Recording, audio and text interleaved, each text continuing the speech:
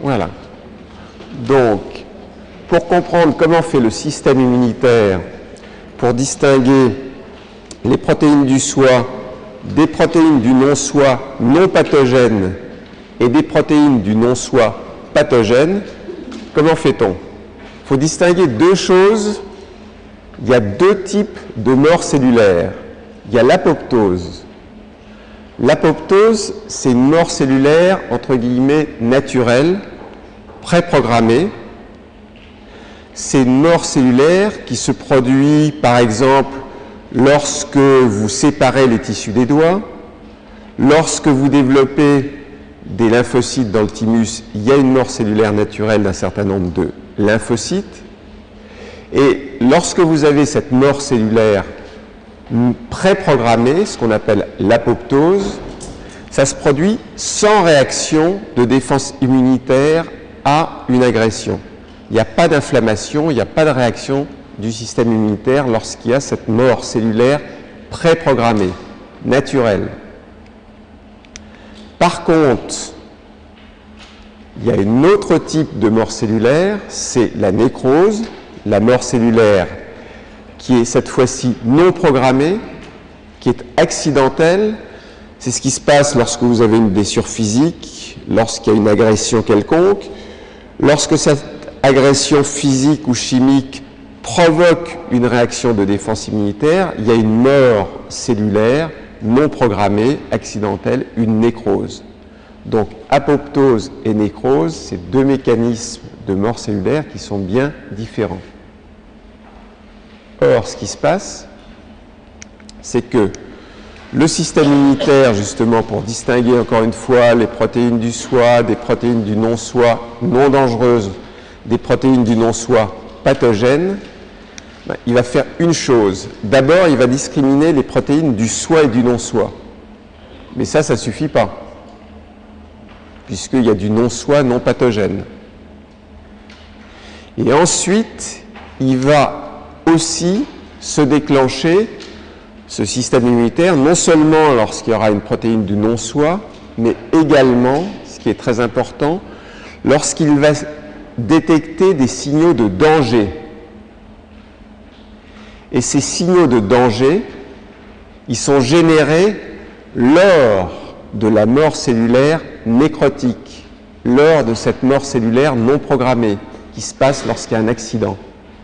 Lorsqu'il y a une mort cellulaire naturelle, lorsqu'il y a une apoptose, il n'y a pas forcément des signaux de danger. Donc vous voyez qu'il faut que le système immunitaire repère ces deux signaux. Donc ça, c'est vraiment une base extrêmement importante pour la compréhension du système immunitaire. Voilà. Alors,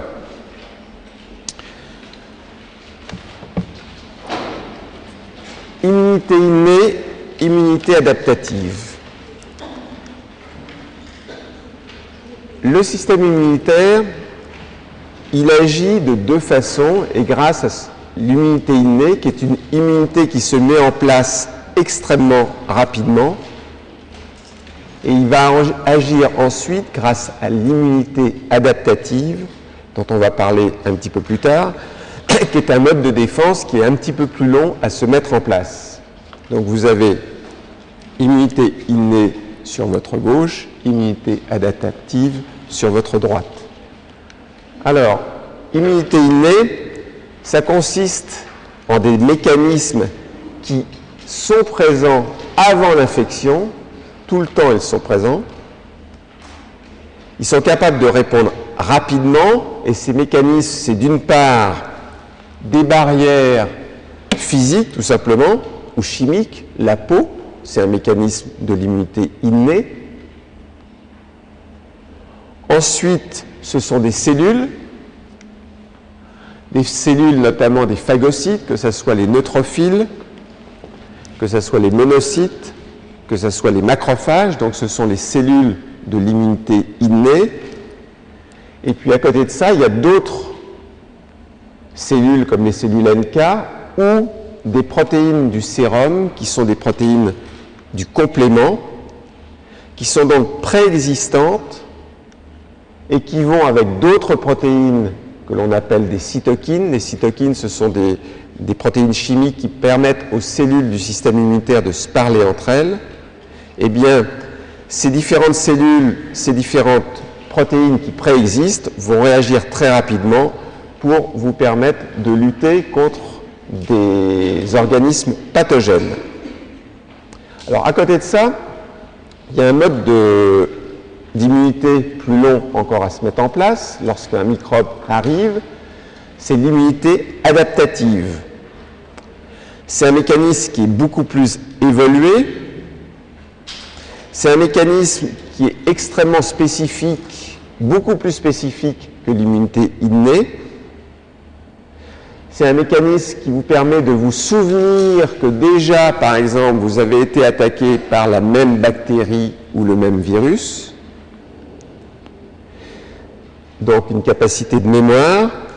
Et si c'est plus lent à se mettre en place, cette immunité adaptative, par contre, la réponse est beaucoup plus vigoureuse. Alors, vous voyez ici, et vous voyez que les cellules ou les molécules qui vont se mettre en place ne sont pas les mêmes que pour l'immunité innée. Ici, vous voyez des lymphocytes B, classe particulière de lymphocytes, qui vont produire des anticorps dont on va beaucoup parler. Et vous voyez ici des lymphocytes T, dont il y a plusieurs sortes. Vous voyez qu'il y a des couleurs. Il faut revenir à la charte que vous avez. Donc, lorsque c'est rose, c'est des lymphocytes T auxiliaires. Lorsque c'est violet, des lymphocytes T cytotoxiques. Donc, immunité innée et immunité adaptative. Alors,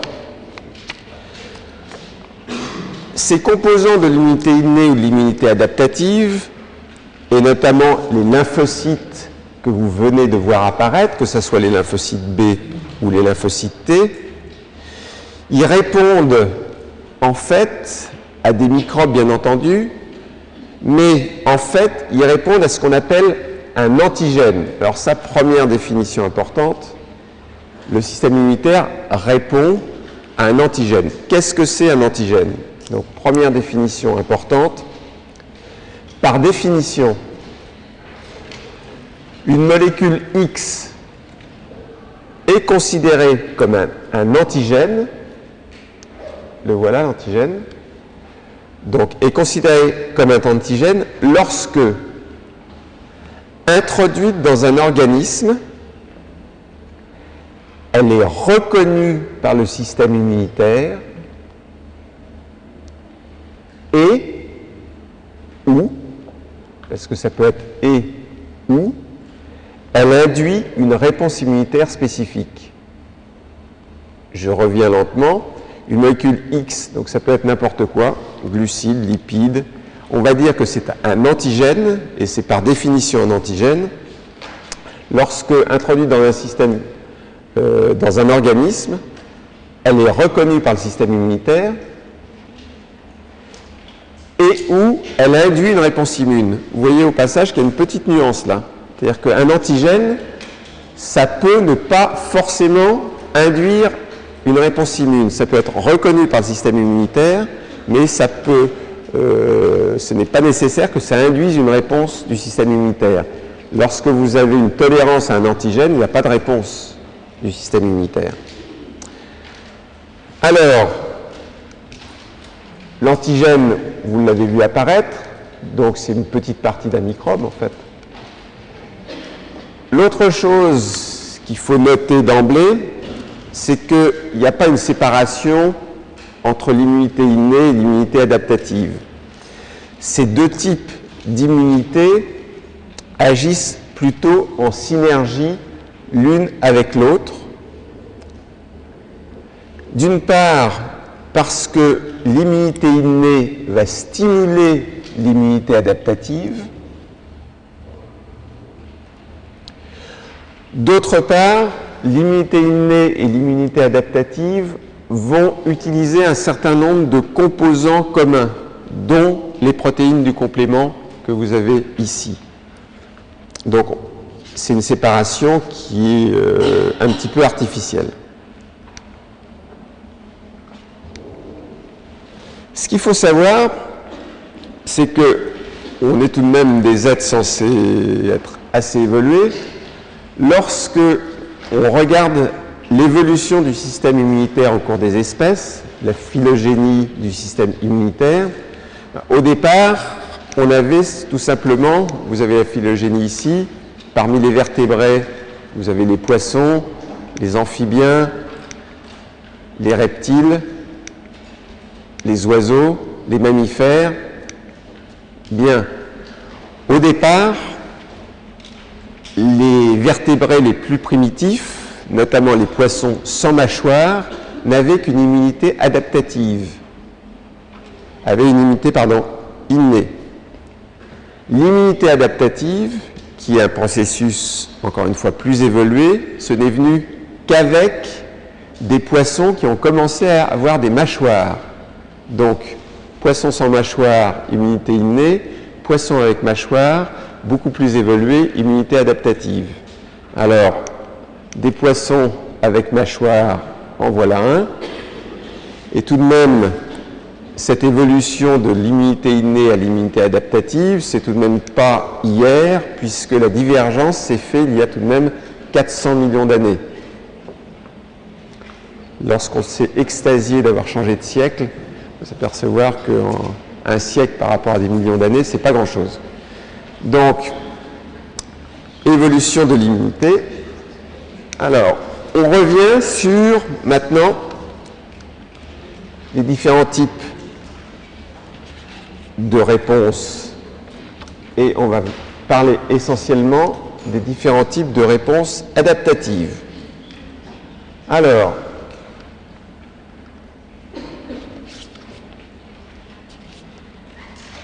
oui, je suis bon.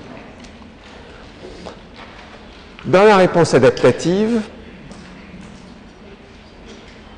il y a d'une part ce que l'on appelle l'immunité à médiation humorale et d'autre part l'immunité à médiation cellulaire. Alors, immunité adaptative humorale. L'immunité adaptative humorale, elle est surtout effective grâce à des molécules qui sont produites par des lymphocytes B. Ces lymphocytes B, vous le verrez, se transforment en plasmocytes et se mettent à produire des molécules qui sont les anticorps. Les anticorps, c'est des molécules dont on va beaucoup parler, qui sont ces molécules en forme de Y. Et un anticorps, qu'est-ce que c'est? Ce sont des molécules, ou c'est une molécule produite au cours de la réponse immune et qui reconnaissent spécifiquement l'antigène qui a induit leur formation au cours de cette réponse. Je répète, un anticorps, c'est donc une molécule produite au cours de la réponse immune et qui reconnaît spécifiquement l'antigène qui a induit sa formation au cours de cette réponse.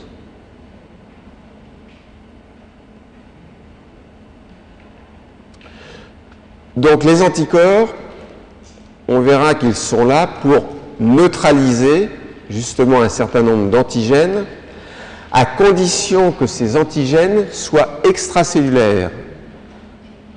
Un anticorps, ça ne peut neutraliser qu'un antigène extracellulaire. Alors vous allez me dire, il y a un certain nombre d'antigènes qui, eux, sont blottis à l'intérieur des cellules, qui sont intracellulaires. Donc ça veut bien dire qu'il faut un autre type d'immunité adaptative, et cette immunité, c'est l'immunité cellulaire, puisque vous avez par exemple des microbes qui sont blottis, qui ont été phagocytés à l'intérieur de cellules que l'on appelle des macrophages. Il va bien falloir qu'il y ait un moyen d'aller éliminer ces microbes intracellulaires, et ça, ce sont des cellules qui vont faire ce travail, que ce soit des lymphocytes T auxiliaires ici que vous voyez apparaître.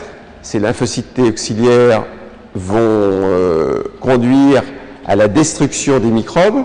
Ça va activer les macrophages et les macrophages vont eux-mêmes éliminer le microbe qui est à l'intérieur du macrophage.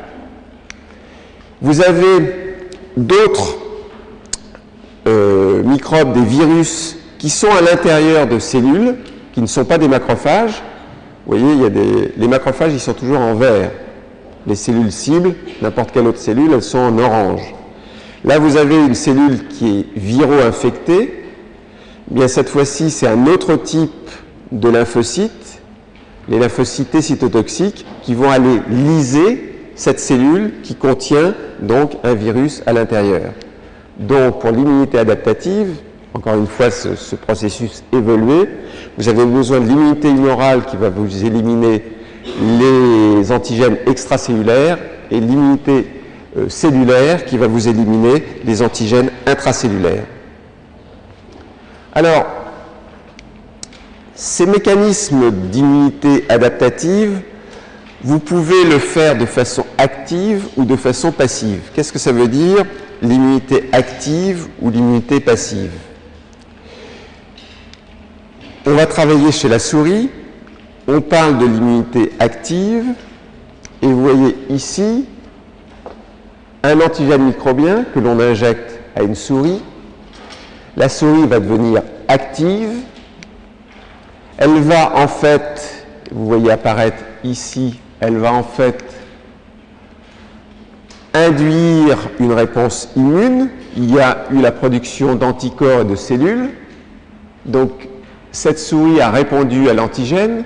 Il y a des anticorps, il y a des cellules.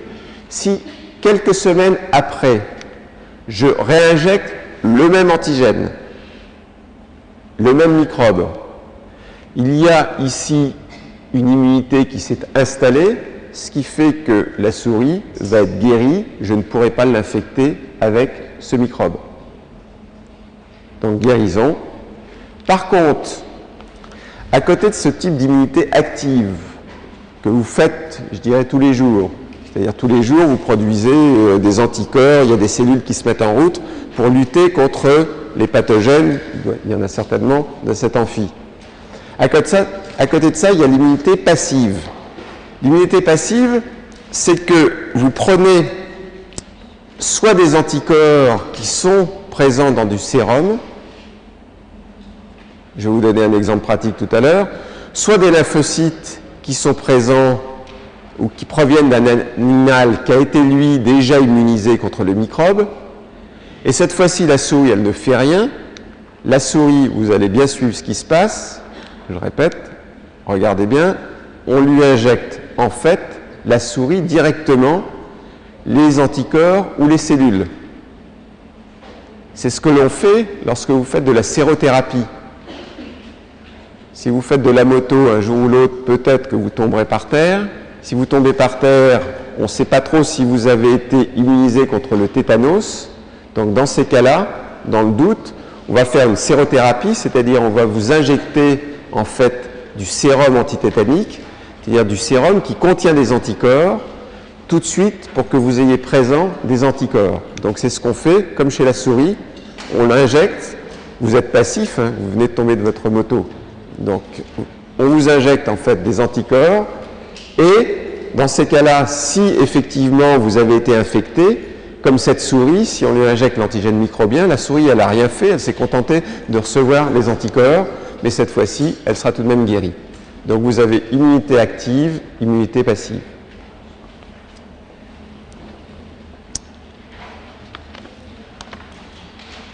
Bien. Si vous regardez, immunité active, immunité passive, une, elle est spécifique et il y a une mémoire, bien entendu, que vous avez eu une première infection par l'antigène microbien. Pour l'immunité passive, elle est spécifique, bien entendu, mais il n'y a pas de mémoire puisque vous n'avez vu qu'une seule fois l'antigène microbien. On vous a passivement injecté les anticorps et les cellules. Alors, maintenant, les caractéristiques majeures des réponses immunes adaptatives. Alors, caractéristiques majeures, la première caractéristique majeure, c'est la spécificité. Alors, cette réponse immune, elle n'est pas seulement spécifique du microbe. Le microbe, c'est une très très grosse structure. Vous êtes en fait spécifique de l'antigène voilà l'antigène qu'on a dessiné ici. Et votre réponse immune, elle est extrêmement spécifique, même d'une partie de l'antigène. Vous voyez que l'antigène, ça peut être une protéine déjà relativement grosse, mais le système immunitaire, il est capable de reconnaître en fait une toute petite partie de l'antigène. Et cette petite partie de l'antigène, c'est ce qu'on appelle le déterminant antigénique ou ce qu'on appelle les épitopes. Déterminant antigénique ou épitope, c'est la même chose. Donc là, vous commencez à progresser, vous savez déjà ce qu'est un antigène, vous savez déjà que le système immunitaire, en fait, il reconnaît une petite partie de l'antigène, cette molécule qui a été capable d'induire une réponse immune ou capable d'être reconnue par le système immunitaire. Là, vous avez typiquement un antigène puisqu'elle est reconnue par un anticorps, mais l'anticorps reconnaît qu'une petite partie de l'antigène qu'on appelle l'épitope. Alors, ce qui est intéressant, c'est que, ça c'est la théorie de sélection clonale, quel que soit l'antigène qui va être présenté à votre organisme, la théorie de sélection clonale veut, et c'est vrai, que vous avez déjà toutes les structures, notamment tous les lymphocytes B, qui ont à leur surface des récepteurs. Ces récepteurs, c'est des immunoglobulines de surface. Vous avez donc des cellules, les lymphocytes B, qui ont à leur surface des récepteurs, et vous êtes capable de reconnaître n'importe quel déterminant antigénique. On estime que vous êtes capable de reconnaître une diversité qui va de 1 à 100 milliards de déterminants antigéniques différents. 1 à 100 milliards de déterminants antigéniques différents. Ça veut dire qu'à peu près n'importe quelle structure, vous avez un lymphocyte, comme celui-ci, n'importe quel antigène qui va pénétrer dans votre organisme, il y a un lymphocyte qui théoriquement est capable de le reconnaître. Ça ne veut pas dire pour ça qu'il y aura une réponse immune. Pour qu'il y ait une réponse immune, il ne faut pas uniquement que vous reconnaissiez l'antigène, ça c'est la reconnaissance, mais il faut ensuite que, par exemple, il y ait une expansion clonale de ce lymphocyte qui vient de reconnaître l'antigène pour que, finalement, tous ces lymphocytes produisent des anticorps qui vont éliminer l'antigène. Donc là, le message, c'est d'une part la grande spécificité de l'anticorps, la grande spécificité du système immunitaire, capable de reconnaître n'importe quel antigène, n'importe quel épitope, 1 à 100 milliards.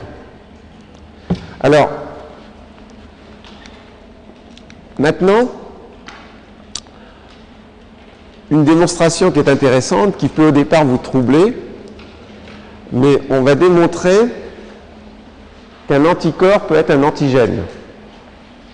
Ça vous semble évident, ça? Ça va vous devenir évident.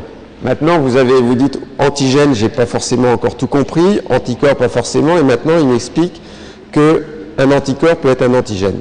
Ben oui. Voilà un lapin. Voilà une protéine X. Cette protéine X, on va dire que c'est un antigène, puisque à partir du moment où cette protéine X a été reconnue par le système immunitaire et a induit par exemple la formation d'anticorps, ces molécules en forme de Y, qui est une réponse du système immunitaire, cette protéine X, elle devient un antigène. Vous êtes d'accord avec ça? Typiquement, c'est une protéine X, elle est reconnue par le système immunitaire. Là, au passage, non seulement elle est reconnue, mais elle induit une réponse immune puisqu'il y a la formation d'un anticorps. C'est bien un antigène. On est d'accord? Bien. Maintenant, vous oubliez que l'anticorps, c'est un anticorps. Vous allez considérer que cet anticorps bleu, là, c'est tout simplement une protéine. En fait, c'est une glycoprotéine. Mais ça, on reviendra plus loin. Mais enfin, cet anticorps, vous êtes d'accord, c'est une protéine. Bien. Cette protéine, je la prends, je l'injecte à un autre lapin. Ce lapin, il fait une réponse immune, il reconnaît la protéine Y, il fait même un anticorps anti-Y, c'est-à-dire non seulement il reconnaît la protéine Y, mais il fait un anticorps anti-Y. D'accord? Ben, cette protéine Y, vous êtes d'accord avec moi, c'est un antigène. Puisque vous venez de l'injecter, elle a été reconnue par le système immunitaire, elle fait un anticorps.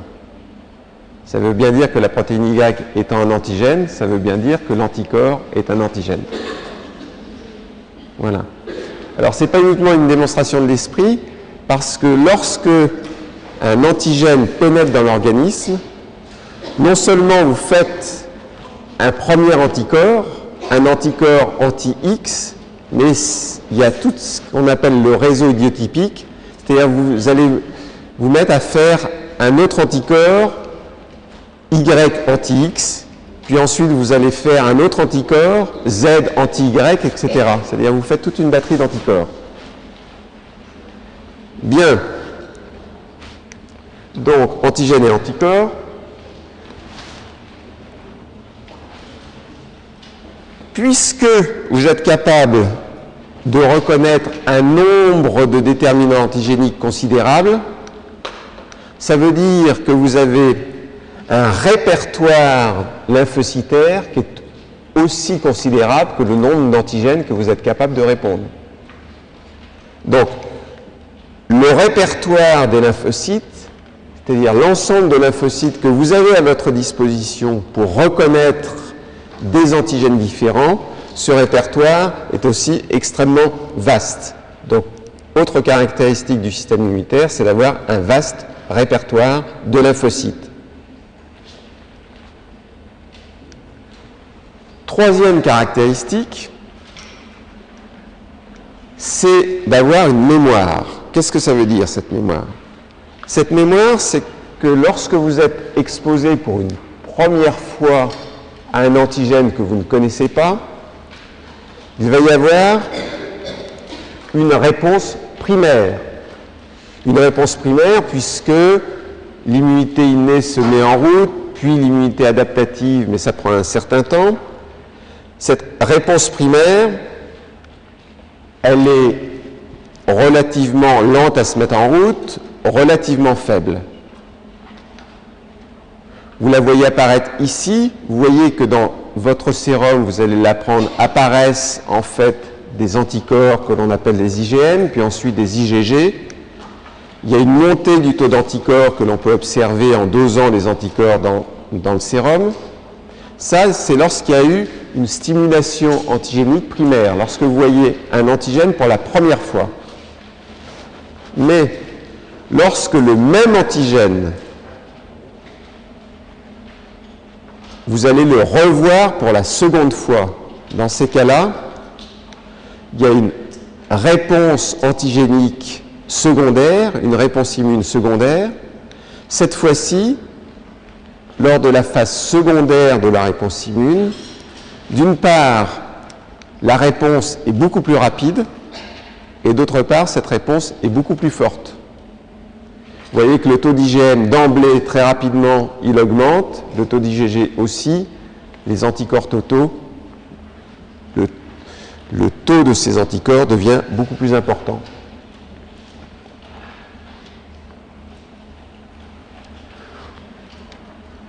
Pourquoi vous avez en fait cette réponse secondaire, pourquoi vous avez cette mémoire? Vous l'apprendrez, c'est qu'au cours de la réponse immune, vous allez avoir des lymphocytes qui notamment vont se transformer en plasmocytes pour fabriquer des anticorps et éliminer l'antigène. C'est ce qui se passe ici. Vous avez des lymphocytes qui vont se transformer, les plasmocytes, ils ont cette tête-là. Ils produisent des anticorps qui vont vous permettre d'éliminer l'antigène, d'abord des IgM, puis ensuite des IgG. Mais au cours de cette phase primaire de la réponse immune, également, il va y avoir des populations, des sous-populations particulières de lymphocytes qui vont se transformer en cellules mémoire. Donc ces cellules mémoire, elles vont persister elles vont aller dans la moelle osseuse en fait, elles vont veiller dans la moelle osseuse et dès qu'il y aura le même antigène qui va revenir pour la seconde fois, à ce moment-là, vous aurez déjà ces cellules mémoire qui sont prêtes à agir, qui ont déjà été formatées pour répondre à l'antigène et pour avoir une réponse extrêmement rapide. Donc, mémoire. Autre caractéristique de la réponse immune, c'est le fait qu'il y a une spécialisation de cette réponse en fonction de l'agent pathogène qui va vous agresser. C'est-à-dire la réponse immune peut être ce qu'on appelle en termes anglo-saxons customisée, comme les voitures qu'on customise, c'est-à-dire on les adapte à l'environnement et en fonction du virus, de la bactérie, la réponse immune sera tout à fait particulière. Il y a aussi une chose qui est importante, c'est qu'à un moment donné, cette réponse immune, fort heureusement, il faut qu'elle cesse. C'est-à-dire elle se met en route lorsqu'il y a un agent pathogène qui pénètre votre organisme, mais une des caractéristiques de la réponse immune, c'est qu'elle va s'auto-limiter. Et pourquoi elle va s'auto-limiter? Pas seulement, mais principalement, parce que à partir du moment où vous avez éliminé le stimulus de la réponse immune, déjà, il n'y a plus de stimulus, il n'y a plus de raison que ce système immunitaire fonctionne. Une autre caractéristique de cette réponse immune, et vous les voyez résumées là sur ce tableau, c'est que cette réponse immune a, en théorie, peu, et non pas de réactivité contre les molécules du soi. Mais j'ai bien dit peu de réactivité et non pas de réactivité. Vous avez chez n'importe lequel d'entre nous, en fait, une réponse immune extrêmement légère contre un certain nombre d'antigènes du soi, sans que ça induise ce que l'on appelle des maladies auto-immunes. Mais il y a tout de même une petite réponse contre les antigènes du soi. Bien. Alors, cellules et organes impliqués dans la réponse immune. Alors là, il y a un certain nombre de choses que vous connaissez déjà, et puis d'autres que vous connaissez moins ou qui vont vous être présentées de façon un petit peu particulière. Alors, d'abord, on va faire un petit survol et on va regarder quelles sont les principales cellules du système immunitaire. Vous allez toutes les voir apparaître ici. Vous allez voir leur symbole d'une part et vous allez voir leur vraie figure. D'abord, toutes ces cellules du système immunitaire proviennent de cellules souches totipotentes. Vous avez ici les progéniteurs myéloïdes. Vous reverrez ça beaucoup mieux et beaucoup mieux exposé en fait en hématologie. Mais à partir de ces progéniteurs myéloïdes, vous trouvez tous les acteurs de la réponse immune, les monocytes, les macrophages, les neutrophiles, éosinophiles, basophiles, mastocytes. Vous avez les progéniteurs lymphoïdes. Ne vous inquiétez pas pour les schémas, encore une fois. Hein. Tout ça, vous les aurez à midi. Je les passe sur le site à midi. À partir des progéniteurs lymphoïdes, donc, vous avez les lymphocytes et vous avez ces cellules naturellement tueuses qui sont en fait une sous-classe particulière de lymphocytes. Alors ça, ce sont des petits schémas. Voilà ici les cellules NK. À quoi ça ressemble? Comme vous avez des animations sur le site, vous pourrez faire la même chose que moi. C'est-à-dire regardez le lymphocyte qui vient d'apparaître là. Monocyte, macrophage. Monocyte à gauche, macrophage à droite. Neutrophile, ici, polynucléé. Éosinophile, polynucléé.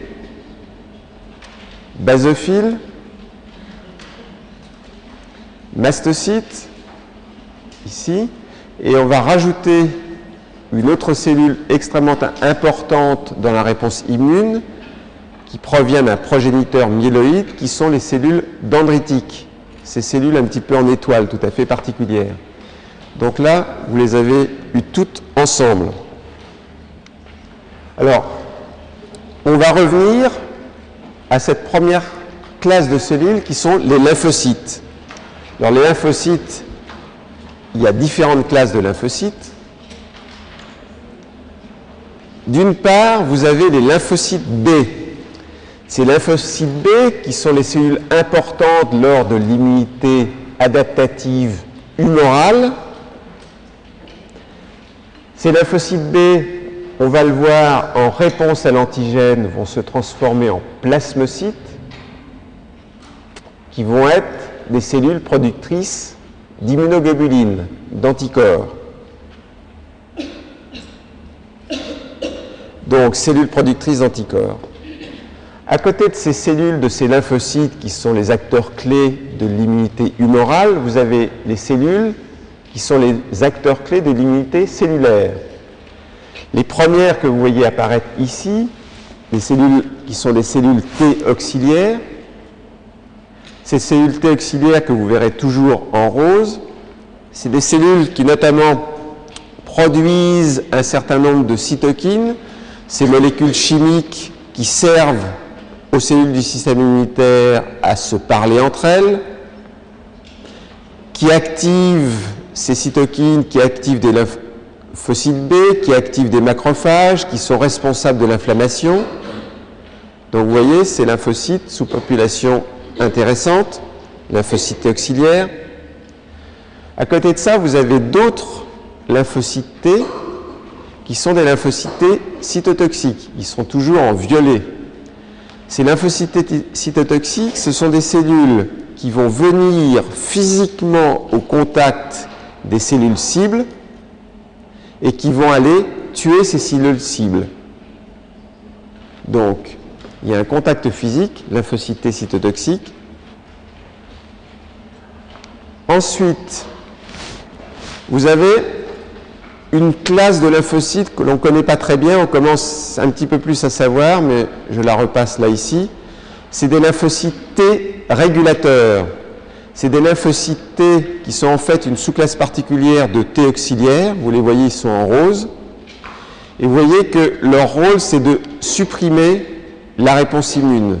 Donc, des effecteurs qui sont importants, mais cette fois-ci, pour que la réponse immune décline. Lymphocytes T régulateurs. Et une dernière classe de lymphocytes, ceux dont on a parlé tout à l'heure, qui sont les cellules NK. Alors là, il y a une petite subtilité, c'est que le lymphocyte T auxiliaire ou le lymphocyte T cytotoxique, il faut qu'il reconnaisse en fait la cellule cible, il faut qu'il reconnaisse un antigène particulier qui est un petit peptide qui est présenté sur la cellule cible, ça vous allez l'apprendre, par une espèce de niche à peptides, qui est ce qu'on appelle les molécules de classe 1 du complexe majeur d'histocompatibilité. C'est compliqué ça, hein? Si on simplifie le message, pour qu'un lymphocyte cytotoxique tue une cellule cible, parce que par exemple cette cellule cible est viro-infectée, il faut que cette cellule cible présente à sa surface, en fait, un petit bout du virus. Et il présente à sa surface ce petit bout du virus parce que ce petit peptide est à l'intérieur d'une niche. Cette niche, c'est cette molécule qui est là. Mais de temps en temps, pour échapper au système immunitaire, les cellules sont très subtiles, elles vont s'arranger pour qu'il n'y ait pas de niche à peptide. Si vous n'avez pas de niche à peptide, vous ne pouvez pas présenter de peptide et le lymphocyte cytotoxique ne peut pas agir. Donc, il faut qu'il y ait une autre classe de lymphocytes. Ce sont les cellules NK qui seront capables de tuer en fait la cellule cible lorsque il n'y a pas de niche à peptide pour présenter en fait le peptide. Donc, on verra comment ça fonctionne. Donc ça, ce sont les cellules NK. Alors, autres cellules qui sont importantes lors de l'immunité, ce sont toutes les cellules qui sont des cellules présentatrices d'antigènes, parce que pour que votre système immunitaire soit efficace, il faut que vous leur présentiez de façon correcte l'antigène. Et ces cellules présentatrices d'antigènes, ce sont les monocytes, les macrophages et les cellules dendritiques. Donc là, vous commencez à pénétrer un petit peu dans le système immunitaire, vous avez vu toutes les classes de lymphocytes, vous avez vu aussi d'autres cellules qui sont extrêmement importantes pour présenter l'antigène aux cellules effectrices du système immunitaire, ce sont les cellules présentatrices. Alors, on va toujours un petit peu plus loin. On a regardé de façon large les cellules du système immunitaire. On va rentrer maintenant plus spécifiquement dans les cellules de l'immunité innée. Quelles sont les cellules qui agissent dans l'immunité innée? Les cellules importantes de l'immunité innée, ce sont les cellules en fait phagocytaires. Les cellules phagocytaires, vous les voyez ici, vous les voyez apparaître sur la petite flèche, ce sont les monocytes et les macrophages. Donc, première cellule importante de l'immunité innée, cette immunité qui est toujours présente, qui préexiste avant même que l'antigène soit présent, ce sont donc les cellules phagocytaires, et vous en avez de deux types. Vous avez des cellules qui sont présentes dans la circulation, on va le voir, ce sont les monocytes, et des cellules qui sont présentes dans les tissus, ce sont les macrophages. Alors, les monocytes qui sont présentes dans la circulation, ces monocytes, c'est moins de 10% des leucocytes, des globules blancs du sang. Donc, moins de 10% des leucocytes. Ces monocytes, elles ont une durée de vie, ou ils ont une durée de vie dans la circulation qui est extrêmement courte, puisque c'est 1 à 2 jours. Mais ces monocytes, ils sont capables de quitter la circulation sanguine pour aller dans les tissus. Ils se transforment en macrophages. Et la durée de vie des macrophages, c'est de plusieurs mois à plusieurs années. Au passage, sur mon cours, là, j'ai la petite relette que vous connaissez bien. Dit que ça peut faire l'objet de questions, ça. Donc la durée de vie des monocytes et des macrophages. Donc, ces monocytes et ces macrophages, ça fait partie des cellules qui sont capables de vous présenter l'antigène. On l'enverra. Donc, à côté des monocytes et des macrophages, vous avez d'autres cellules que vous avez en bas. Donc, je viens de vous dire, monocytes, macrophages, ce sont des cellules capables de présenter l'antigène aux lymphocytes. Mais vous avez d'autres cellules présentatrices d'antigènes dont on reparlera un petit peu plus tard, qui sont extrêmement importantes, qui sont les cellules dendritiques. Les cellules dendritiques, on les appelle les cellules présentatrices professionnelles. En anglais, c'est Antigen Presenting Cells, parce que leur profession, c'est de présenter l'antigène. Alors que les monocytes et les macrophages, elles peuvent présenter l'antigène, mais ce sont plus des amateurs. Alors, là, on parle des cellules de l'immunité innée, on a parlé de monocytes, de macrophages. On va parler maintenant d'autres cellules qui sont les polynucléaires, les granulocytes polynucléés. Et ces granulocytes polynucléés, ils sont produits dans la moelle osseuse au rythme de 7 millions par minute. Donc vous en produisez 7 millions par minute de granulocytes polynucléés et leur durée de vie, c'est 2 à 3 jours. Alors parmi ces granulocytes polynucléés, vous avez les polynucléaires neutrophiles. Les polynucléaires neutrophiles, c'est 95% des granulocytes polynucléés. Et c'est 60 à 70% des leucocytes, des globules blancs du sang. Je vous rappelle tout à l'heure que les monocytes, c'était moins de 10% des leucocytes. Là, vous en avez, donc, les polynucléaires neutrophiles, c'est 60 à 70% des leucocytes du sang. À côté des polynucléaires neutrophiles, vous avez les éosinophiles. Ça, c'est 2 à 5% des leucocytes du sang. Vous allez le revoir beaucoup mieux en hématologie. Vous avez les basophiles, 0,2% des leucocytes.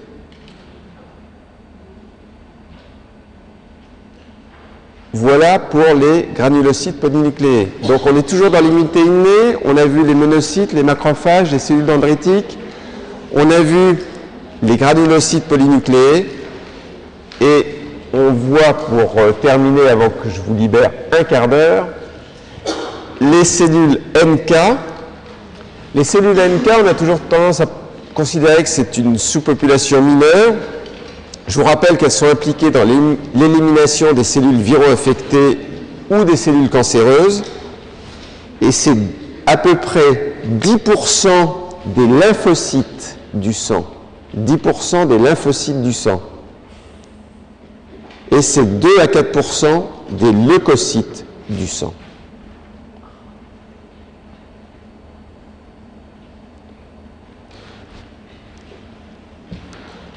« 30 secondes encore pour vous parler des mastocytes. Les mastocytes que vous voyez apparaître, voilà. Les mastocytes, leur origine, c'est la moelle osseuse. Et ces mastocytes, en fait, maturent lorsqu'elles arrivent dans le tissu conjonctif. Dans les tissus conjonctifs, c'est là où vous allez trouver les mastocytes. Elles résident dans les tissus conjonctifs et elles ont une durée de vie de plusieurs mois à plusieurs années.